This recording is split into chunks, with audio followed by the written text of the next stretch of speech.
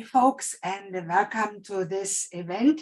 And I'm so excited to have you on and to talk about one of my favorite topics, and that is the 4 pillars of lasting brain-driven weight loss. Now, I have a little presentation that I would like to show you to make it more understandable. So let me share my screen. And let's go right on and start with these amazing pillars of lasting brain-driven weight loss. Let me just make sure that everything is okay. Yes, it is. So now you might ask, why am I, for one, qualified and for two, passionate about talking lasting brain-driven weight loss? And what is it? So let's get in it. Who am I? I'm Dr. Christine Sauer. I'm trained as a physician and a naturopath in Germany. And I'm also an allergologist, a gastrointestinal disease specialist, and a certified brain health and mental health professional on the teaching team of Dr. Daniel Amen, who wrote the famous book, Change Your Brain, Change Your Life. But I'm also a passionate and dedicated health coach and life coach. And I currently live in Halifax in Nova Scotia on Canada's beautiful East Coast with my husband, Mike, and our little Pomeranian dog, Rudy, the sparkle dog, as I call him. But you know, if you saw me 18 years ago, you wouldn't have believed that this was me. And that's why I am so passionate. See, here I am on the left. That was me in 2005. 315 pounds, grossly obese, very much depressed, frustrated. Yes, I have a smile on my face, but this is a typical fake smile. And like many people, I struggled. I struggled with my diet. I tried everything, healthy eating, more vegetables. I didn't like cooking. I didn't like exercise, and really I couldn't exercise because I also suffered from severe chronic back pain. And so I didn't have a life. And you know, even getting up and down the steps, I was huffing and puffing. I didn't fit in chairs in the restaurants, and sometimes they were so flimsy, I was afraid they would break under my weight. And I felt so embarrassed. And you know, when you're really overweight, people look at you like you're an idiot and lazy and a slob, and you can't achieve anything. And they just look down on you. It's one of the last areas where people are discriminated against, being overweight, or especially when you're not overweight. So at some point, I decided to change my life. And in 2006, my husband and I decided to go to India, and I had weight loss surgery, gastric bypass. In the following year and a half, I lost 150 pounds. Now that's great, and many people can achieve that. But the sad thing is, most people, even after having invasive procedures like weight loss surgery, gain the weight back. I didn't want to do that. And I was taking medications that made me hold on to weight. I was in menopause. I was 40. Everything was stacked up against me, you would think, right? But I managed. I found a way. I changed my lifestyle, step by step, tiny habits. I studied, I researched. Now, was it a straight process? No. It was ups and downs, like everything in life. And after I realized that this is possible and you need support to achieve it, and I had support, not just from my husband, but I also had a wonderful coach. And she really helped me just by holding a mirror in front of my face. So that's why I'm so passionate about it. And I, over time, strategized my process. I learned many, many things. I tried things, and having a tendency with ADHD from taking all those medications over the years, I really think it's from the medication, but because I never had those tendencies growing up, I decided to make this a profession and help others because that's my passion. It always was my passion to help others. Let's get right at it. What are the 4 pillars of lasting brain-driven weight loss? I identified 4 main pillars and I'll break each of them down for you. Mindset, eating, not dieting, movement, and support. What does it mean? Mindset. Think like a thin person. Now, what do I mean by that? We need to focus on where we want to go. I always say the brain is like a car. I made a little funny video about that on my YouTube. The brain is like a car. And if you sit in a car, you focus on where you want to go. And you learn that in driving school. If you focus on the obstacles where you don't want to go, you are certain to hit it. You have to focus when you're on a narrow road, you have to focus where you want to go. Our brain works the same way. It tries its darndest to take you to where you focus on, where you think about most. So if you fill your brain with all the negative thoughts, your brain says, okay, that's what she wants. She wants to feel miserable. She wants to eat. Aha. And then it creates hunger. It creates a feeling of feeling bad. But when you focus on positive things, you see your new body in front of you, your brain changes and tries its best to focus and take you to being your best, thinnest, healthiest, smartest, best in your best shape ever. So part of this process is to eliminate automatic negative thought. And as a scholar of Dr. Daniel Amen, who developed the ANTS as an acronym for automatic negative thoughts, as a funny acronym because literally your brain is infested with ants and you need to become an ant eater, an internal ant eater. And that's something I'm teaching too. And that will eventually lead to master your emotions. And also, a lot of what we are doing every day are habits. And there's a step-by-step process to change habits permanently. If you identify what you want to change, put a process in place, a trigger, how you want to do it, and then you actually do it every day and you will forget it and you will need reminders. And that's where the coach or support comes in. And in my coaching, at least, I use neuroscience and psychology, not willpower. Because as you probably already know, willpower does not work. That does not last for long. Yes, we can train it to a certain extent, but usually when you don't feel good, when you're stressed, when you're overwhelmed, by the afternoon or evening, the willpower is gone.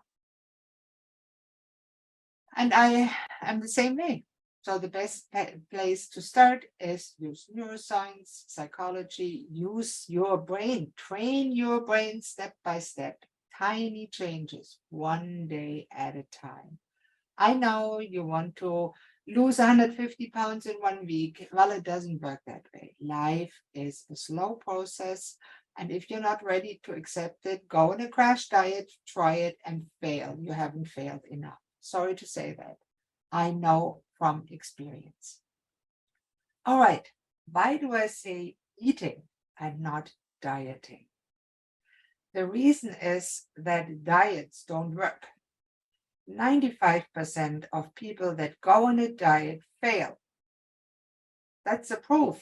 They don't work. What does work is when you implement intuitive and intentional eating. And what I mean by that is that we need to add intention to eating. You could call it be mindful of the food. Number one, why do you eat the food? Ask yourself that question before you do it. So stop and think before you eat. Why am I eating it now?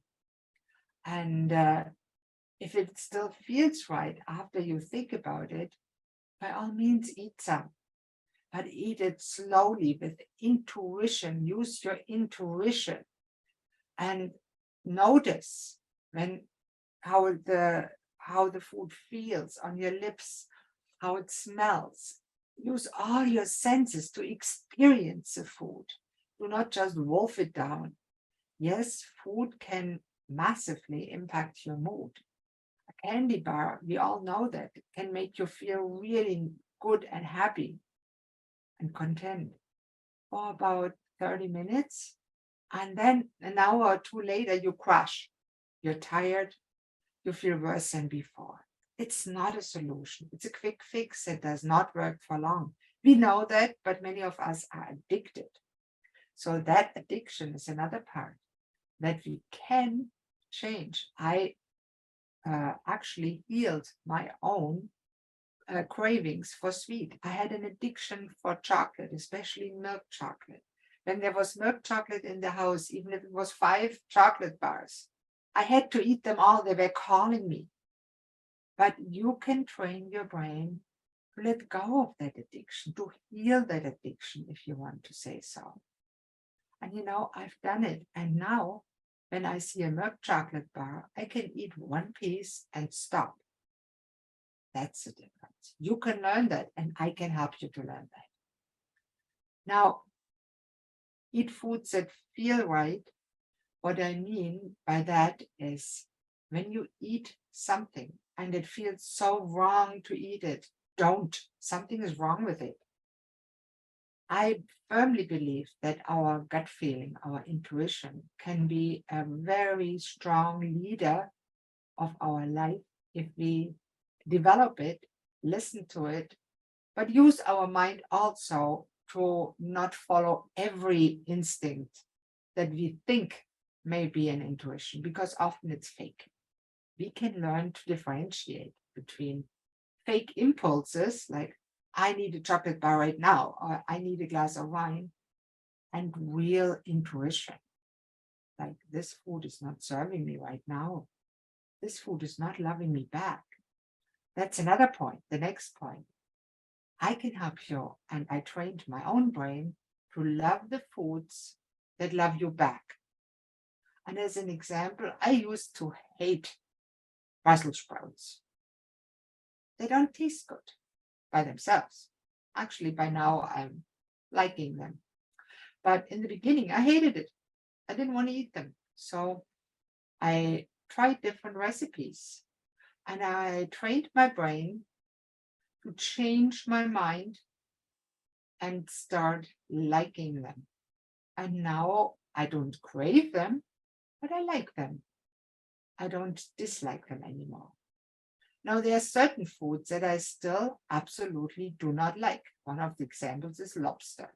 It's a healthy food. I just don't like it. And that's fine. There's other foods that you can eat instead of it. So the foods in the middle that you like, but not love, you can train your brain to love them. The foods that you absolutely hate, maybe it's better to substitute them. And the foods you don't particularly like, but don't hate with a passion, you can train your brain to at least like them sometimes. And on the other side, you can also train your brain to let go of the foods that are at the moment your favorite foods, your chips, your salty snacks, maybe even Twinkies, cake, cookies. And you can also learn to let go of the need to overeat. It's very interesting how that works. I can go by a big buffet and only pick out a small plate of food and then eat just that food and nothing else. And I don't crave more. I don't feel the need to overload my plate. You can learn that. Then I always recommend to eat with a purpose and a plan. And that means thinking about what's the purpose behind eating that food right now. Did you plan for that? And sometimes I understand you're at work, there's a big bowl of cakes or cupcakes or cookies or candy. and you look at it, it smells good, maybe freshly baked cookies. It reminds you of your childhood. It gives you a good feeling just to think about it. Your mouth starts to water before you actually grab one. Think about it. Does it fit in your plan? Does it fit in your life plan? Does it help you to achieve your overall health and wellness and life goals? If it fits, by all means, have it. If it doesn't, maybe just friendly say, no, thank you. And I can also help you how to say no without being mean to other people, because many of us haven't learned to say no gracefully. And that is one problem in social situations when others encourage you, oh my God, you have to eat that. You haven't, is that all you want to eat? That's not enough. And that's so good. Try it.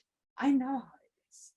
But there's a way to gracefully decline without offending anybody and without being the weirdo that never eats anything.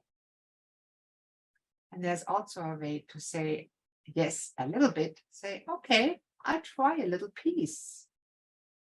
And often that fits in your nutrition plan, and it also satisfies you and the social needs. And then, of course, I'm a big fan of varying eating patterns. Now, what does it mean to vary eating patterns? Many of us tried intermittent fasting or diets. And for example, they eat, say, 3 times a day, 2 times a day, once a day, and they have a 16 and 8 rhythm or whatever. It works for a little bit, but after a while, you have hit a plateau. You can't break it. The weight loss stops. And you know what? The brain needs variety. People are not made to eat regularly in certain intervals during the day. Now, to be honest, there are diseases like diabetes when you take medication where you have to eat regularly in conjunction with your medication, or you will have negative consequences. So by all means, if you have coexisting health conditions, if you take medications, please speak with your doctor or a trained dietitian about your individual needs or make an appointment with me to talk about it. And it's important to learn about nutrition and think about things like, what is in that food? What is it about this food that nourishes me? What does this food does in my body? What does it do in my gut? Is it good for my gut health? Is it good for my brain health? Is it good for my mental health? Or is it good for the producer of the food, for the factory that makes the food, for the person that owns the factory that makes the food? What is really good about food? What's in the foods you eat? Read the labels, read the ingredient list.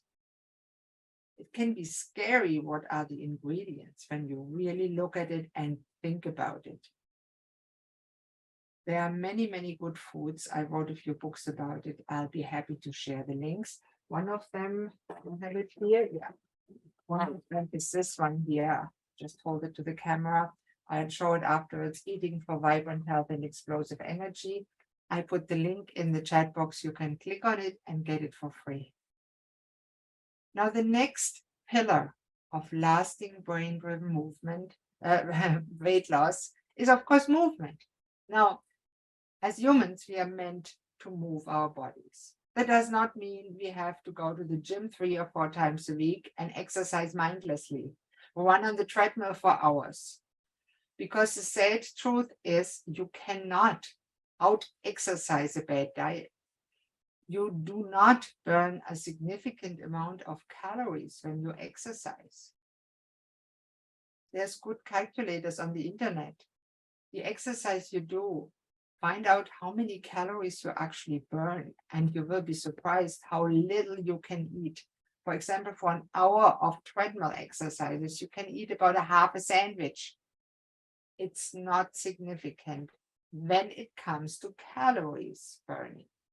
But movement and exercise in any way is good for you for 2 main reasons. Number one, it builds muscle and supports your energy functions of the body. And the more muscle you build and the more muscle you have on your body, the more your basic metabolic rate will increase, because muscle burns energy even when you're asleep. So you need to do something to burn muscle, but you can do that at home with weight-bearing exercises. Now, I devised a strategy that I call intentional intuitive movement. Just like I do with eating, what it means is that you use intention to have the intention to strengthen your body, to feel better, to look better, and to be able to move without pain up to old age. And you use your intuition to feel your body while you move, not just mindlessly flop, flop, flop, as I call it when you walk, but actually know which muscles you activate and how, and increase the activation. And you recognize the moments in the day when you can add movement or can add a little extra movement during your day that you usually don't do. That's why I mean move like a thin person. When you look at thin people, besides having a genetic tendency to be thin, they also often move more. So that means they don't just sit on the Chesterfield every day. But if there's an opportunity, if they think, oh my God, I could wash a piece of dishes, they go get up and wash the dish right away. And then they sit back down and then they get up and do something else. And even when you sit on the computer right now or something else, and you watch that on your phone, whatever you do, move. Put some extra movement in, like I do now. You can just raise your arms up and down, stretch them to the side while activating your whole core. Now, I'll teach more of that later. And add intention to everyday moves. That's so important. When have you last felt your body when you were emptying the dishwasher? Think about it. So next time when you empty the dishwasher, try to feel your body. Which muscles are you using? Can you add something to it? Can you activate the muscles? Can you actually strengthen your back, your legs, your buttocks, your upper thighs while you empty the dishwasher? And yes, you can. And I'll make a few videos about that if I can teach my husband to take videos of me. And what I want you to do is really feel your muscles while you move. Feel every muscle in your body while you move. It's so important, and it feels good because, hey, we have muscles that we don't even know about. So that means you have to learn about where the muscles are and what they do. And it's fascinating, the science behind it. And I'll teach that in more events. And it's important to activate your muscles consistently. That means whatever you do, whether you're sitting in a chair, activate your muscles, feel your muscles, use every opportunity, squeeze your bum when you sit, squeeze your bum, see, like that. You can do it anyway. As a woman, activate your pelvic floor muscles to not get incontinent. It has a lot of intended and unintended consequences. Use your diaphragm, your breathing muscle, by breathing deep into your belly.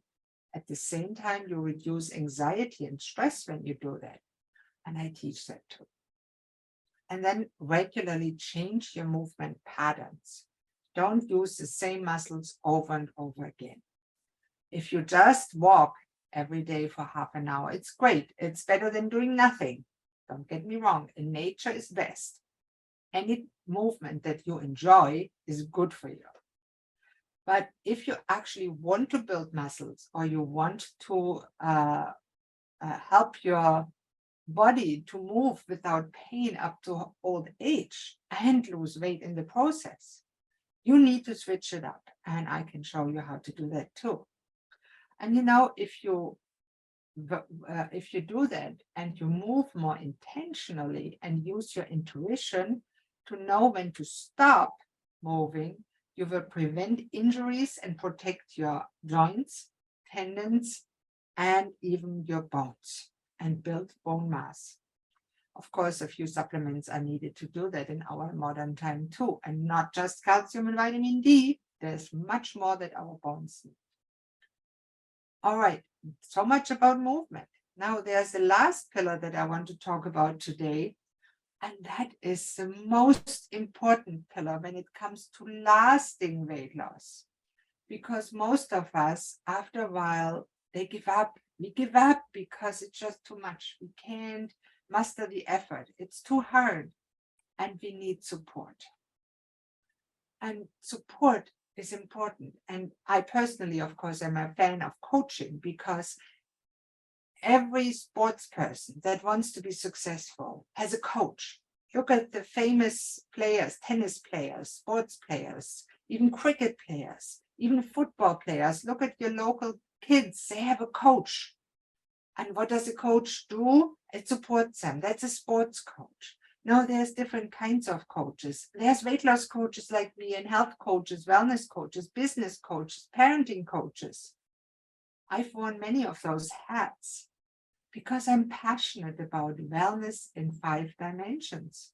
And those 5 dimensions in my books are physical health, mental health, social health, relationships with your kids, with your partner, with your significant other, friends and family, but also spiritual health. Do you have a meaning, a purpose, a passion, the connection with the universal energy? And of course, financial health. And if you don't have enough finances to support your healthy habits, well, it's time to create it. And I have started to actually reach out and help others to do that, because I've learned so much in managing my own business. Now, what does support really mean? We all can create our own support system. It's very important. And who can be your support system? It can be, of course, if you're in a relationship, it can be your partner. But often a partner is not the best support system, because they are, of course, influenced by your past. And they tend to expect from you that you don't change, as most people do. You maybe got into a pattern of communicating that's not optimal. And often those who are closest to us do not see the little things that a stranger would see and point out to you that you could easily change to make a big difference in your life. Same applies to friends and family. They know you sometimes too well, and sometimes they're judgmental. That is not helpful at all. Now, it's important to create accountability. What does that mean? It is having a system in place to hold you accountable, to remind you. So, for example, when you have weekly sessions, oh, every Saturday I see Christine. And last time in my homework, in the notes, she said that I wanted to do this and this and this. We agreed on that. Have I done it? Oh, shit, no. She sent me a reminder. I didn't. Oh, I better get at it. That's accountability. And yes, surround yourself with uplifting people and things that make you dream, things that make you want to reach your goals. No, that's not always possible, and I realize it. If you're in a relationship with somebody for 50 years, you grew old together, you don't want to leave him or her, even though they might be negative people. Now, there's ways to create boundaries, create a fence around your own self, so that those remarks don't bring you down anymore. That's important. But if you have a choice, and you can often choose who you surround yourself with, choose the 5 healthiest people you find and surround yourself, make friends with them. I can help you to make friends. And you know why that is important? Statistics say you become like the 5 people that you spend the most time with. Well, I think there's a 6th person you spend the most time with, and that's yourself. And it's the first and most important thing to help yourself, to change yourself, to become a better person, to become a person, to grow as a person. And it's also important to be patient with yourself.